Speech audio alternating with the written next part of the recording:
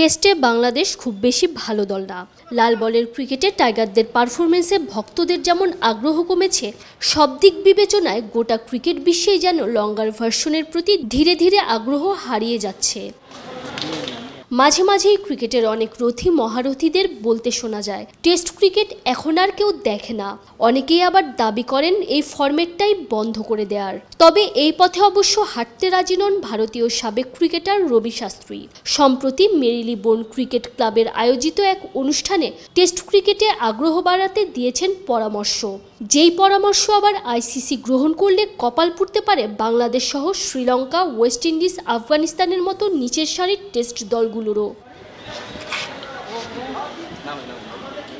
শাস্ত্রীর মতে র্যাঙ্কিংয়ের প্রথম 6 বা 7 দল নিয়েই লাল বলের ফরম্যাট খেলা উচিত। প্রয়োজনের রেলিগেশন পদ্ধতিতে বাছাই করা যেতে পারে টেস্ট খেলার জন্য ফিট এমন শীর্ষ 6 দল।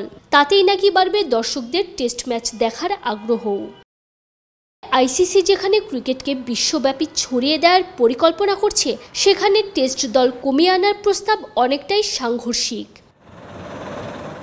তবে শাস্ত্রীর ভাবনা এমন, ক্রিকেটের বিস্তারের জন্য টেস্ট নয়, অন্য ফরম্যাটকেও ব্যবহার করা যেতে পারে, যেমন টি-20। যদিও 12 দলের টেস্ট মর্যাদা থাকলেও আইসিসি টেস্ট চ্যাম্পিয়নশিপ খেলতে পারে 9 দল। জিম্বাবুয়ে, আফগানিস্তান, আয়ারল্যান্ডও টেস্ট খেলার সুযোগ পায় কালে ভদ্রে।